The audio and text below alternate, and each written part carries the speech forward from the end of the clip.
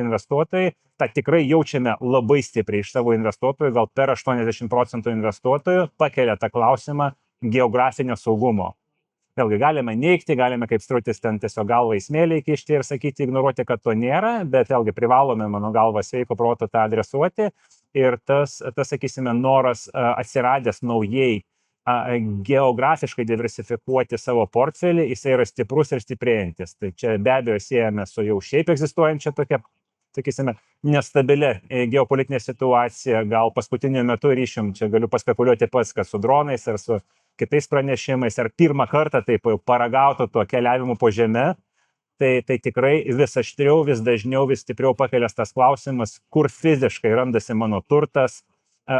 Tokiu atveju, jeigu terminas naudojamas, kas bus, jeigu bus, kas atsitinka su mano turtu ir taip toliau, taip toliau. Tai va tokia gal vieną dalyką, kurį jaučiame, faktas, kad ten nekilnojamo turto tu negali perkelti labai jau toli, nors tikrai nemažai lietuvių pasirenka ten ir Ispanijas, ir kitas taip saugiai, kaip jie sako, atidėti nekilnojamo turto investicijas kuo toliau nuo čia. Bet jeigu kalbame apie tą profesionalų finansinį portfelį, tai pakeliami tokie klausimai, tai o kur randasi mano depozitariumas? Ar tas depozitariumas yra Lietuvoje, ar kur nors, vėlgi, šiuo metu Europoje egzistuoja gal du tokie centrai, Liuksemburgas, Šveicarija.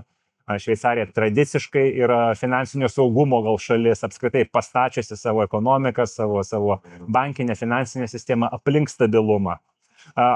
Bet tuo pačiu Šveicarija yra ne Eurosąjunga, tai kai kuriem investuotojams vėlgi dėl mokestinių, dėl kitų klausimų aktualėjo gal Europą, tai Liuksemburgas, Šveicarija pasidaro tokie de facto centrai, kur investuotojai siekia laikyti savo finansinį turtą.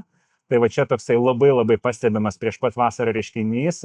Pasikartosiu, kad apie 80% mūsų investuotojų tikrai pakelia tą klausimą ir nori vienaip ar kitaip adresuoti. Investuok dabar arba po 5 metų pasigailėsi.